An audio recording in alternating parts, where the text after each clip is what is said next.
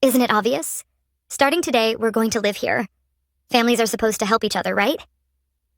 My sister Megan said this as casually as if she were making small talk. I stood frozen in the doorway of my own home, staring in disbelief at what was unfolding in front of me. Behind Megan, my father Dan stood with his arms crossed, looking as if this were the most natural thing in the world. My mother Susan was soothing Megan's twin babies, even letting out a relieved sigh. Megan's husband Joey didn't even bother waiting for my response and was already trying to lift one of the mountains of cardboard boxes they had brought. At their feet, 10-year-old Alex, 7-year-old Emma, and 4-year-old Lucas were running wild. This was my house. The one sanctuary I had poured my entire life into securing. Did they take my silence as agreement? Or had they simply decided my opinion never mattered in the first place? Then my mother delivered the final blow. Words so unbelievable they sliced into me with cold, deliberate precision. Think about it, Hillary. This house is far too big for just one person. What a waste. Use it for your family. That's your role now that you're 32 and still single. That single sentence blasted away the fog of confusion clouding my brain. In its place, a hot, rising anger surged from deep within me. My life, my effort, my choices, all dismissed as nothing more than a convenient pawn, a cushion for their failures. And now they were shoving that reality right in front of me. The kids, oblivious to the tension among the adults, had already stormed inside the house. Alex was bouncing on my beloved sofa. Emma had grabbed the TV remote, blasting an anime at full volume. But I couldn't afford to explode. That would be exactly what they wanted. As a financial manager, I'd trained myself to stay calm and analyze numbers and facts with objectivity. That discipline was the only thing keeping me from losing control. I took a long, deep breath. Then, as steadily as I could, I said, "First, stop bringing your things into my house. And then tell me, step by step, what exactly happened? Because I have never once heard anything about you moving in." For a moment, my mother looked genuinely startled, but she recovered quickly, slipping back into her usual tone. "There's nothing to explain. You already knew Megan and her family were struggling, didn't you?" That sentence cracked open memories I had kept buried. I knew my sister had thrown herself into her so-called difficult situation. I remembered the day that reckless plan began. How I warned them over and over again, and how not a single one of them listened. It all started one Sunday afternoon, a year ago. We had gathered in the dining room of the house Megan had inherited from our grandmother. Grandma had left the house to her because, unlike me, who was already independent, Megan was married with children. She wanted to give her a stable foundation for the future. Megan had invited the entire family, saying she had an important announcement. "Listen, everyone, we're finally going to make our dream come true." With a bright, excited voice, Megan spread a proposal across the center of the table. On the cover of the proposal, the words "Natural Glow" were printed. It was the name of the organic cosmetics online shop the two of them planned to launch. "This isn't just any skincare line. These are real organic products, 100% pure ingredients that are good for both the earth and your skin," Joey said, his voice full of fervor. According to them, consumers were fed up with chemical-filled products saturating the market and were desperate for their authentic alternative. "That's wonderful. That's my girl," my father exclaimed without hesitation. "What a beautiful dream," my mother said, sounding genuinely moved. But I, out of habit as a financial manager, stepped back mentally and observed their excitement with a touch of caution. Having dreams is wonderful, but a business cannot be built on dreams alone. I quietly reached for the proposal, and after flipping just a few pages, I found the first and biggest red flag. Under the funding section, they had written, as if it were nothing, "Funds, sell Grandma's house. The house our grandmother cherished and lived in until the day she passed. The one she left to Megan, filled with all our memories. And they wanted to use it as the first stake in this wildly optimistic fantasy they called a business plan." A chill ran through me. "Wait, Megan, you're not serious, right? You're going to sell the house? That house is something Grandma left you because she wanted it to be your foundation. It's full of our memories." At my anguished words, Megan sighed with a look of pure exasperation. "Oh, Hillary, you're doing it again. You're too sentimental. Memories don't put food on the table. This is an investment in our future. Grandma would be happier knowing I used the house to follow my dreams, instead of clinging to it." Joey nodded, talking to me as if I were a clueless child. "She's right. Clinging to an old house is such an outdated mindset, Hillary. We're looking at a much bigger future. You should try broadening your horizons." "Yes, exactly," my mother chimed in, raising her voice as if shielding Megan. "What matters is the dream ahead, not the past. Support your sister's big challenge." I was speechless. Appealing to emotion was useless. I forced the anger and sorrow swelling inside me deep down. I closed my eyes tightly, then opened them again, putting on my professional mask, the calm face of a financial manager. Fine. In that case, let me ask a few questions, from a business standpoint. I spoke as gently as I could. First, about this pricing. Your flagship product, the beauty serum, its cost is nearly $50 per bottle, right? And you're planning to sell it for $60. Is that correct? Megan beamed proudly. Of course. We're using the highest quality organic oils from around the world. Naturally, the cost is high, but for this level of quality, $60 is practically a bargain. I steadied myself, fighting the urge to rub my temples. Megan, a business can't survive on that. From that $10 margin, you two have to cover website maintenance, marketing, shipping, packaging, and most importantly, your own living expenses. Have you calculated any of that? At this price, the more you sell, the deeper you go into the red. Even if you sell out your entire first batch of inventory, you might not even have enough left to pay for the next round of supplies. This was the most fatal flaw in their plan. They were intoxicated by the phrase, the best ingredients, completely ignoring the core fundamentals of business, cost analysis and profit structure. At my remark, Megan's smile vanished. What are you talking about? Hillary, you don't get it. This isn't just a product, it's a work of art. Joey backed her up immediately. That's right. Hillary just doesn't understand our passion. All she ever talks about is numbers. No vision, no dreams. And then, as always, my parents delivered the final blow. Hillary, that's enough, my father said, sounding disappointed. Stop pouring cold water on your sister's dream. You've always been like this. Too realistic, never thinking about other people's feelings. My mother, getting teary-eyed, added, We want to support Megan's challenge with all our hearts. We're family, aren't we? So what if she fails? Families are supposed to lift each other up. At that point, I had no words left. It was painfully clear that they didn't want realistic advice, only irresponsible praise. They had sealed themselves inside a world built from pleasant fantasies, refusing to let any inconvenient truth reach them. It was obvious their grand vision was nothing more than a castle made of sand, and when that castle finally collapsed, I already knew exactly who they would run to for help. Sadly, that uneasy premonition became a harsh reality, right here on my doorstep, exactly 1 year later. Pulled out of my memories and thrust back into the chaos unfolding in front of my house, my mother's shrill voice stabbed into my ears. Are you listening, Hillary? You know how hard things have been for Megan and her family, don't you? They worked so hard after that. I had to fight the urge to laugh out of sheer disbelief. Their hard work had resulted in losing our grandmother's cherished home, accumulating $200,000 in debt, and now barging into my house. Shaking off the despair that had clung to me since that day a year ago, I spoke clearly and firmly. Absolutely not. Every ounce of my will was poured into those words. I refuse. Megan and her family will not be living in my home. Not now. Not ever. At that clear refusal, everyone present froze in place. They stared at me, stunned, as if the concept of me rejecting them had never once existed in their reality. The first to recover was Megan. That's horrible, Hillary. How can you be so cold? Are you saying you don't care if we end up on the streets? That these children, your own niece and nephews, don't have a place to sleep tonight? She hugged her twins in an exaggerated display, using them as shields, the lowest, most manipulative tactic. Beside her, Joey trembled with anger. I can't believe this. I had no idea my sister-in-law was such a heartless person. We're only asking for help.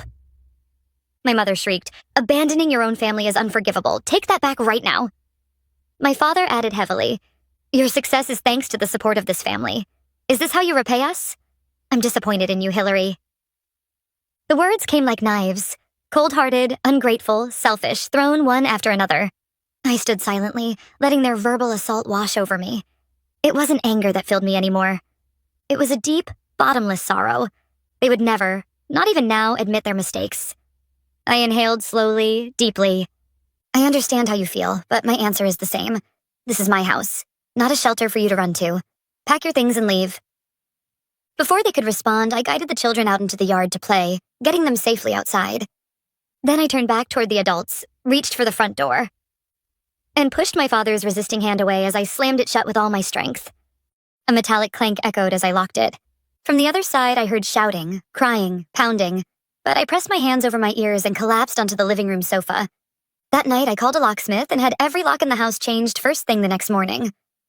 Now they couldn't get in. I finally felt, for the first time, a fragile sense of relief. A boundary had been drawn. But in just a few days, I would learn how fragile that sense of safety truly was. That day, I finished work a little earlier than usual and headed home. As I approached my house, I noticed something off. The front door was slightly open. All the blood drained from my face. The door I locked, the locks I changed. My hands trembled as I pushed it open. The moment I stepped into the living room, my breath caught in my throat. The floor was buried in the same overwhelming mountain of cardboard boxes and suitcases I had seen days earlier. And from the kitchen, my sister Megan appeared with a calm, almost cheerful expression. "Oh, Hillary, welcome home." "Why," the words barely formed.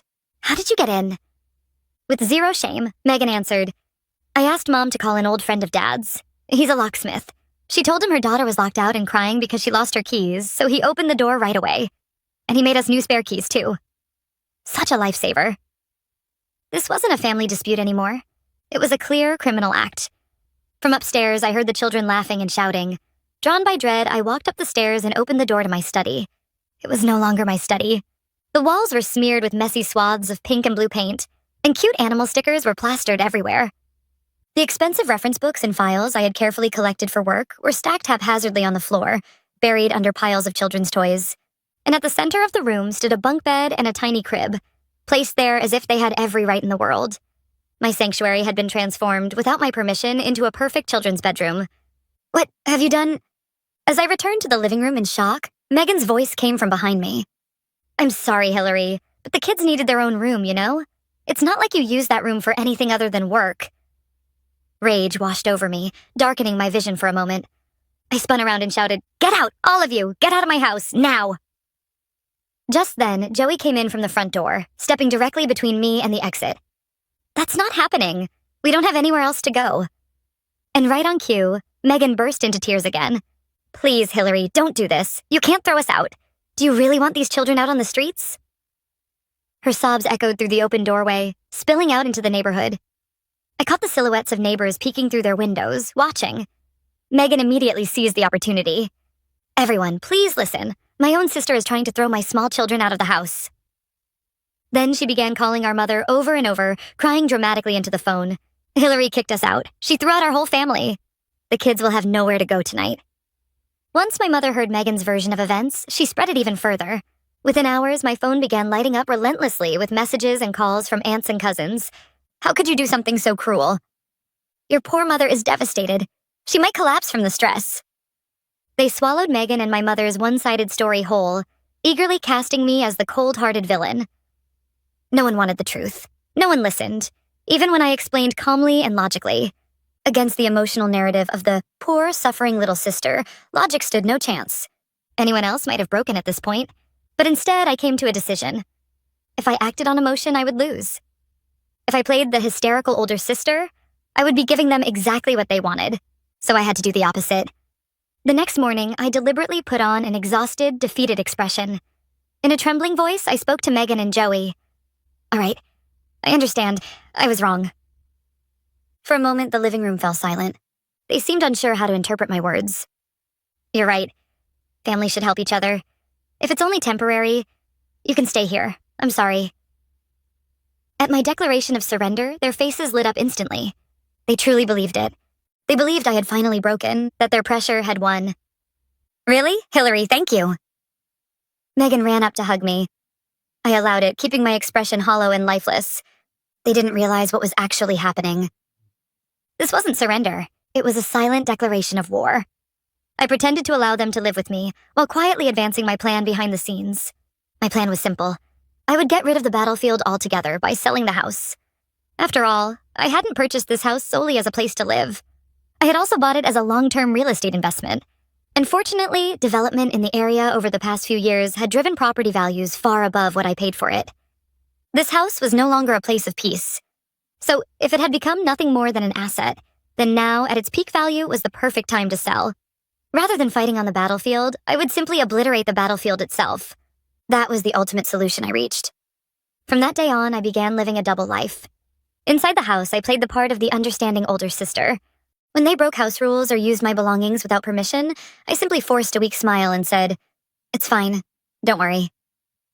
They relaxed completely, convinced I had submitted. But the moment I stepped outside the house, I became a ruthless investor and the executor of my plan. Beneath the surface, a massive current had begun to swirl. My double life lasted for nearly 2 months. And during that time, their foolishness knew no limits. My quiet study had been completely transformed into the children's playground, and the living room had become Joey's personal gaming room. And I accepted all of it. Every intrusion, every violation. The more they let their guard down, the more smoothly my plan progressed. The real estate agent I had hired was remarkably competent. He assessed the value of my house with precision and discreetly began listing potential buyers through his private network for affluent clients. Showings were scheduled during the few hours I managed to lure Megan and her family out of the house by calling it a weekend picnic. Of course, they had no idea that those picnics were nothing more than a tactic to buy me time, a step toward deciding their fate. Then, on the afternoon of the 68th day since my plan began, my phone vibrated quietly. A short message from the agent. "We found a buyer. The offer exceeds your expected price. Shall we proceed with the contract?" I took a deep breath and replied with a short reply. "Yes, please." From that moment on, everything moved with astonishing speed. I signed the sales contract. The buyer wired the payment, and finally, the ownership of the house was legally transferred from me to the new owner. The house was no longer mine. And then came the day of reckoning. Friday, 5 p.m. When I returned home, everyone was already gathered in the living room. A few days earlier, I had informed my parents, "We need to talk about the future of the family. You must come to the house." They were convinced, absolutely certain, that I wanted to negotiate the terms for formally accepting Megan's family as permanent residents. My sister's family was as loud as ever, laughing at the TV, and my parents sat on the sofa with hopeful, expectant expressions. "Welcome home, Hillary," my mother said. At the exact moment I took off my coat, the doorbell rang. Joey sighed dramatically and dragged himself to the door. Standing outside was a sharp-eyed man in an expensive suit. It was Ben Irving, the attorney I had hired. "Good evening, I am Ben Irving, attorney for Miss Hillary Anderson, Mr. Dan Anderson, Miss Susan Anderson, Miss Megan Watson, and Mr. Joey Watson. You are all present, I assume." At the emotionless tone of his voice, the laughter in the living room stopped instantly. My father stood up frowning and walked toward the entrance. "Hillary's lawyer? What is this about?" Irving remained completely unfazed by my father's intimidating posture. He opened his briefcase and took out a document. "I'll be direct. My client, Miss Hillary Anderson, sold this property 3 days ago to a Mr. Gale. The transfer of ownership was officially completed earlier today." He raised his voice slightly so that everyone in the living room could hear clearly. "You are currently occupying Mr. Gale's property without any legal right to do so. This is your formal eviction notice. You are required to vacate the premises and remove all of your belongings within 72 hours by Monday at 5 p.m. Everyone in the room froze. What are you talking about?" My father snatched the documents from the lawyer's hand, his voice trembling. As he scanned the page, the law firm's logo, the formal and indisputable wording, his face twisted with despair. "If you fail to vacate the premises by the deadline," Ben continued, his tone cold and unwavering, "the new owner, Mr. Gale, will file for immediate court-ordered eviction. In that case, the record will remain on your credit history. I advise you to make a wise decision." With that, Ben gave me a brief nod, said, "Excuse me," and quietly took his leave. The sound of the door closing echoed through the living room. And then, like a dam bursting, chaos exploded around me. "Hillary, what the hell is this? Explain yourself." My father's roar shook the entire house. No, Hillary, tell me this isn't true. Our house sold?" Megan grabbed my arm, sobbing hysterically. My mother collapsed to the floor, wailing, "You're abandoning Megan's family?" But none of their words reached me anymore. Slowly, I unwrapped Megan's fingers from my arm, looked at each of them, stunned, enraged, disbelieving, and spoke clearly. "My house. My decision. This is the line between you and me." My words poured into the inferno of their confusion and fury. For a moment, a silence as if time had stopped dominated the living room. And the next instant, my father's furious roar, like nothing I had ever heard, shook the walls of the house. "Don't mess with me." He kicked the low table across the room. My mother slumped to the floor, muttering, "What kind of daughter? She's a devil." Megan screamed, cursing me through her tears. "My kids will be homeless because of you." Joey punched the wall, shaking with rage. And yet, my heart was perfectly still. Their words no longer pierced anything inside me. I turned away from them, walked upstairs, and picked up the single suitcase I had packed in advance. Then, passing through the chaos around me, I quietly opened the front door and stepped outside, without looking back even once. That house was no longer mine. I walked straight to the hotel I had booked and turned off my phone. For the next 72 hours, I spoke to no one. I slept. I read. And I thought about the life I would build from here on. No matter how much they screamed, cursed, or begged, it no longer mattered. They were no longer negotiating with me. Monday, a little after 5 p.m., a short message from Ben confirmed everything. Eviction confirmed as of 17 o'clock today. I later learned what happened. They had barricaded themselves in the house until early Monday afternoon, doing absolutely nothing, probably clinging to the delusion that I would come crawling back out of guilt or that this entire situation was some twisted joke. But when Ben returned at 4 p.m. with 2 police officers, they finally realized it was over. They packed in hysterics, shoved the screaming children into their minivan, and fled the house at the very last minute. A few days later, I asked Ben to file for a restraining order in family court. It was the final, and most necessary, boundary to protect my workplace and my new residence. Given everything that had happened, the court approved it quickly. About a month after the incident, I received a phone call from my aunt, the same aunt who had once called me heartless. To my surprise, her voice carried an apology. She explained that Megan's family, with nowhere else to go, had moved into my parents' tiny old house. With no privacy, financial strain, and constant bickering, the household had become a battlefield. Megan and my mother complained nonstop, made endless demands, and exhausted everyone around them. And soon, people began to notice the contradictions in their story. At last, the truth surfaced. They finally understood the reality I had endured, and that my decision had been the last, necessary act of self-preservation. After that call, apologies began to trickle in from other relatives as well. I accepted their words quietly and answered only, "It's over now." I didn't feel anger, nor forgiveness, just closure. It was enough that the truth had finally returned to where it belonged. Now, I live in a bright, sunlit apartment high above the city. The profit from selling the house far exceeded what I'd expected, a testament to my years of hard work and to the painful but correct choices I made during that nightmare. I lost my family, but what I truly lost was the chain of blood that had tried to bind me, the people who sought to exploit my life for their own comfort. And in their place, I gained something far more valuable, control over my own life and a peace of mind no one can take away from me.